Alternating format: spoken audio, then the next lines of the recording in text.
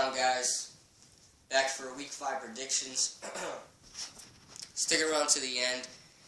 If you guys want, I'm going to be talking about the Monday night game that happened last night. This won't be a common thing.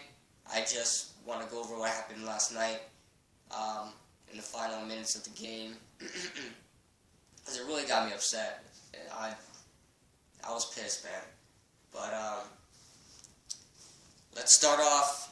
Oh, by the way, I will be doing a power rankings kind of thing starting next week. I gotta figure out how I'm gonna do it because I don't have a computer, so I don't have any software I could be messing with to put up any edits on power rankings. But I may do it in a separate video, or I may put it in my prediction video and just leave it in the description for you guys to see. So I gotta figure out how I'm gonna do that. Yeah. Quick review about the last week's games. Ravens at the Steelers. The Ravens win. Jets at the Dolphins. Joe Philbin's gone. Thank you. Jets destroy the Dolphins. Jaguars at the Colts. You can tell how bad Indy is without Andrew Luck. I mean, nothing on the Colts. I mean, any team without their franchise quarterback is not going to know how to function, right? You saw what Green Bay was 2 years ago without Aaron Rodgers. So, yeah. And you saw the Colts were without Peyton Manning when Peyton Manning was out for the year. So, back in 2011, I believe. The Giants at the Bills. This is my upset pick of the week. If you think I was wrong, if you don't believe me, go back. That was my upset pick of the week. Nobody believed in us. The Bills were favored by 6.5, and I got it. And there were some people who predicted it as well with me, and you guys are very smart people. But yeah, very proud of my Giants. Panthers at the Buccaneers. Panthers destroyed the Buccaneers at their own house. I mean, the Buccaneers are going to wind up sieging that first-round pick again. If you guys are from the Tampa Bay area, you would know what siege today means to the Buccaneers. Let's go Eagles at the Redskins. I predicted the Eagles to win. They almost did. But thank you, Redskins. Thank you, Redskins. I hate the Eagles. Keep them at the bottom of the basement. I'm not worried about the Redskins being tied with us because, quite frankly, they're probably going to win like 3 more games anyway. So, thank you, Redskins, for that. Raiders at the Bears. I can't believe this, man. The one time... I gotta sneeze. Whew. Sorry, guys. I don't know what it is. I always wind up sneezing in my videos, and I don't even sneeze all the time. It's always the videos that a sneeze just comes up and like sneeze. But sorry about that. All right. Where was I? Oh yeah, the Raiders at the Bears.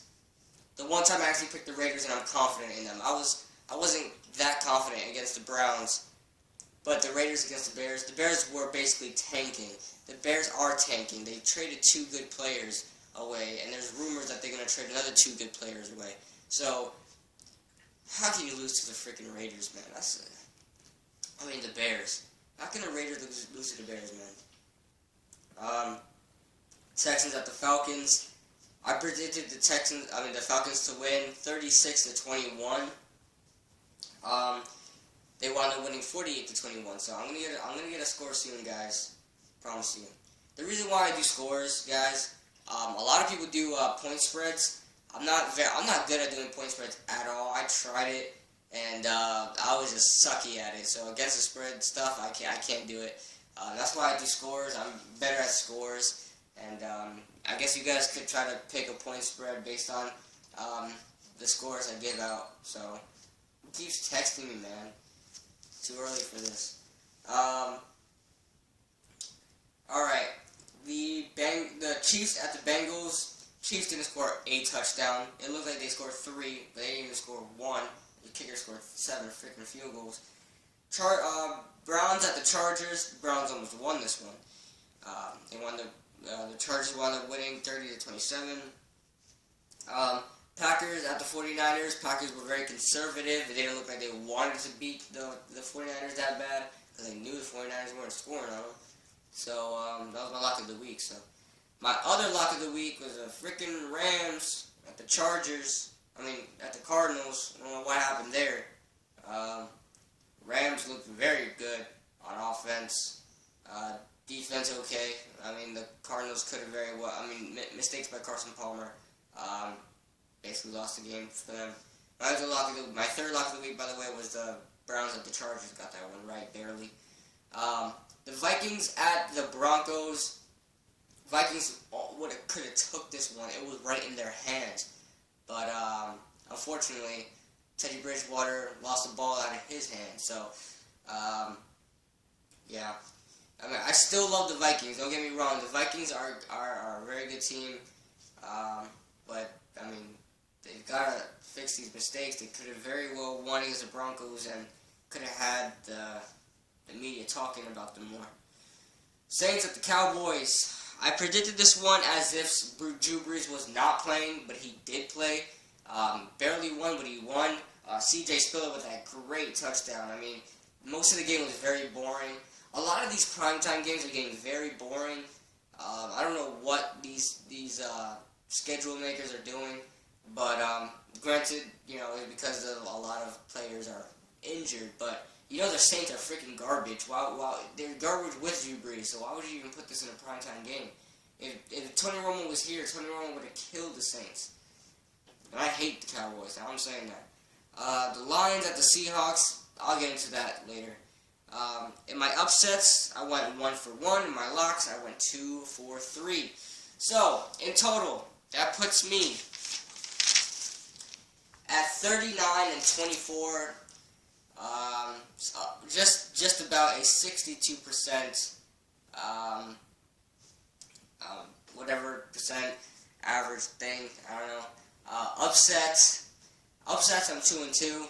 And locks, I'm 5-4. So I guess you could say I'm not all reliable in predicting upsets and locks, but I tend to get risky with it, I tend to get what is the best upset I could pull out. Not the easy upsets, like the freaking the freaking Cowboys facing the Raiders or something like that. Not that kind of stuff. I want to do that. I like doing the risky stuff. But all right, let's get in to Week 5 predictions. Thursday Night Football, Colts at the Texans. I don't think this is going to be much of a game, but it will be pretty interesting. 17-10 is what I'm predicting. Yeah. Bears at the Chiefs. I predict the Chiefs to win as my first lock of the week, 27-17. The Bengals, the Seahawks at the Bengals. The Bengals are going to wind up winning. Seahawks aren't the best team on the road. And, so, yeah, 30-24. I think the Bengals look like a better team right now. Even at home, the Seahawks struggle offensively. They freaking suck. Their pass protection is disgusting. Disgusting. Alright, the Redskins at the Falcons. My second lock of the week. The Falcons are going to kill the Redskins. 35-15. The Jaguars at the Buccaneers. I predict, the Buccaneers are favored -3. And I think a lot of people are going to pick the Jaguars because they look better. But I think the Buccaneers, I think, what are you doing? My dog's pushing the bed and making the tablet move. But I think the Buccaneers have to win this game. If they don't win this game, then, Jameis Winston is a bust because he's throwing picks all over the place. He did that in college, so that's one of the problems I have with him in scouting him. So, yeah, I think the Buccaneers will win 20-17. I can't wait to go to that Giants-Buccaneers game. I'm going to that game at the Buccaneers, and I can't wait to the Giants to destroy them. My upset pick of the week, I picked the Saints to beat the Eagles. with the same score, 26-20, how they won against the Cowboys. Browns at the Ravens, going to be closer than you think. Pick the Ravens, though, 27-24. My game of the week, Rams at the Packers. Both these teams are very good teams. I can't wait to watch this game. Both high-powered offense. Both solid defenses are going against each other, so I can't wait to see this game. Bills at the Titans. We exposed them freaking Bills for what they really are. Don't get me wrong, I'm one of the people who have the Bills possibly making the playoffs. So I think the Bills are going to rout the Titans at the Titans home, 34-19. Cardinals at the Lions. Cardinals are going to get revenge. Lions are just going to stick to the bottom. 27-21 is what I predict. Alright, the Patriots at the Cowboys. America's team versus the team that makes America look like scumbags. Yeah, everybody around the freaking internationally, everyone thinks the Patriots, since there's cheaters, that America looks like scumbags. But this is my third lock of the week. The Patriots at the Cowboys. Patriots are going to kill the Cowboys 35-13. I can't wait to watch this game. Broncos at the Raiders. This is going to be very close, closer than you guys think. 21-17 is what I'm predicting. The Broncos just look like crap.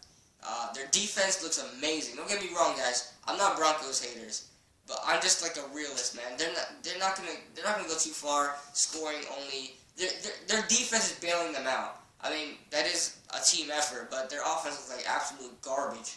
So 21-17 is what I predict. My game to watch, Sunday Night Football, 49ers at the Giants. My game to watch, this is a lot of storylines. Can the 49ers bounce back from looking like absolute garbage? And can the Giants keep a winning streak going to go 3-2 and take a lead in the division? Because every team I have in the NFC East is losing except the Giants. And I predict the Giants to win 30-13.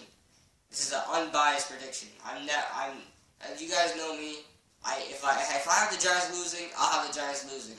And I'll have them losing by a lot if I think they're going to lose by a lot. Why does my freaking tablet keep moving that way? Sorry. Alright. And Monday Night Football, when the Chiefs what the heck? Steelers face the Chargers. I have the Chargers winning by 1 point, 24-23. I'm sorry, I'm trying to focus on fixing this tablet. It won't stay on its stand. Alright, let's get into the teams on bye. The teams on bye: Panthers, Dolphins, Vikings, Jets. Let's get into the Monday Night Rant.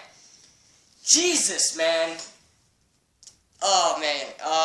The 702 couldn't have called it a better time than this.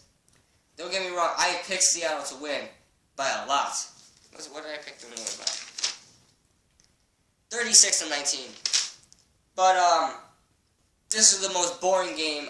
The most boring game I've ever watched in my life. Well, no, I mean, that's going too far. But probably the most boring game I ever watched in 2 years. This game sucked. I was falling asleep watching football, and I love football, man. Final minutes of the game, Russell Wilson fumbles the ball. Defense picks it up for a touchdown. And Seahawks get the ball back, don't do anything with it. The Lions get the ball back, 5 minutes on the board, I think. Drive down the field, about a little less than 2 minutes left to go. What happens is they're like a few yards away from the end zone. The first down is like probably at the 6-yard line or something like that. Calvin Johnson winds up getting the ball, catches the ball wide open, catches the ball already in the first down.